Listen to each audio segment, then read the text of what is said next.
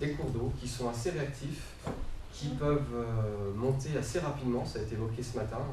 En l'espace de 12 heures, on a une crue qui va se développer des Deux-Sèvres pour arriver justement jusqu'à Clisson.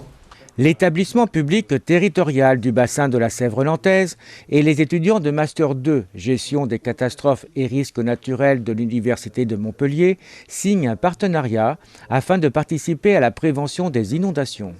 Alors cette opération, elle vise à diagnostiquer les bâtiments par rapport au risque d'inondation.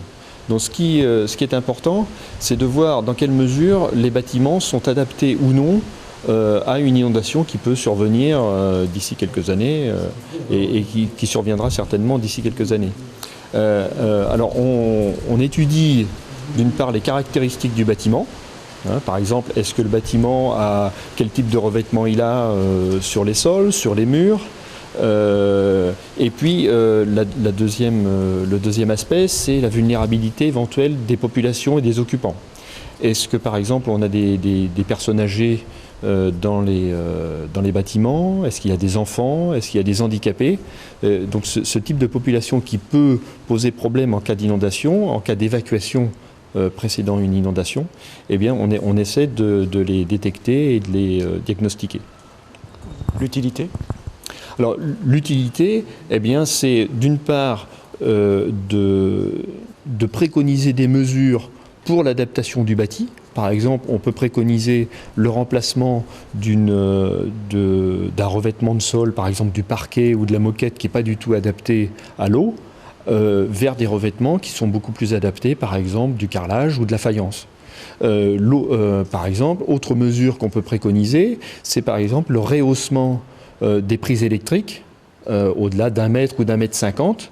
Donc en cas d'inondation de 50 cm ou 80 cm dans l'habitation, eh bien, le système électrique n'est pas endommagé. Donc l'objectif, c'est des mesures pour réduire les dommages éventuels. Et la deuxième mesure, c'est assurer la sécurité des personnes, donc faciliter l'évacuation des personnes avec un étage, avec un escalier qui permet d'accéder au premier étage, avec un balcon qui permet aux personnes de se réfugier. Donc tout ce qui est réduction des dommages d'une part, et puis sécurité des personnes d'autre part. Les étudiants vont aller à la rencontre des habitants en zone inondable dans une vingtaine de communes du bassin. D'accord, alors on a élaboré un questionnaire et donc du coup on va aller se présenter directement chez les habitants pour pouvoir leur poser plusieurs questions et afin de définir un diagnostic de vulnérabilité du bâti par rapport au risque d'inondation. Type de questions? Alors il y a plusieurs sortes de types de questions donc, qui vont toucher sur la vulnérabilité structurelle, donc tout ce qui touche le bâti, ou par exemple la vulnérabilité humaine, par exemple si la personne va être âgée, elle va avoir plus de mobilité réduite, donc du coup après pour la prendre en compte pour par exemple une évacuation. Est-ce que vous leur apportez également des conseils? Donc après avec les réponses des questionnaires, nous on va fournir ça à l'EPTB et après c'est eux qui vont aussi pouvoir prendre en compte ce questionnaire et apporter des réponses aux habitations. Mais nous pourquoi pas apporter des conseils et des connaissances, vu qu'on est un petit peu spécialiste dans le domaine, pour pouvoir leur apporter des réponses s'ils ont des questions.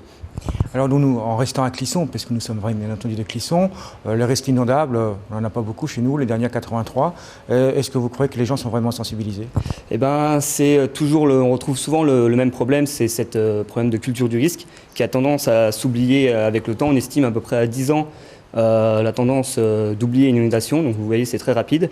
Et donc du coup après c'est à nous de jouer sur cette période de retour et dire que le risque zéro n'existe pas, même si on a l'impression d'être protégé.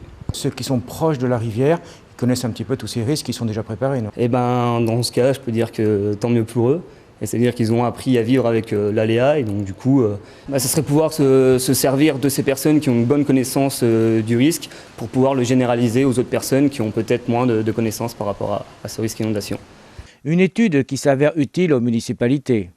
Eh ben, c'est une démarche très intéressante de voir les étudiants de Montpellier qui sont en Master 2 de venir chez nous identifier et puis cartographier le risque d'inondation. C'est une bonne chose pour la population et pour la collectivité. Et par rapport aux résultats, est-ce que la collectivité va pouvoir faire quelque chose? On peut s'attendre à avoir un retour de cartographie, notamment d'après les informations donc, de l'université. Au-delà de ça, c'est de remettre au goût du jour notre plan communal de sauvegarde à partir des éléments qu'ils nous auront transmis et puis pourquoi pas le tester après, in fine, dans 1 ou dans 2 ans. Alors exactement, ce plan, c'est quoi? Alors ce plan, c'est un document dans lequel on retrouve déjà quelques numéros de téléphone, des annuaires de tous les services répertoriés en cas de crise. Ça cartographie les risques et puis ça identifie aussi des lieux pour rapatrier la population si on doit l'évacuer et toutes les mesures à prendre pour chacun des services concernés. La rencontre des étudiants et des habitants s'effectuera du 20 au 28 octobre 2014.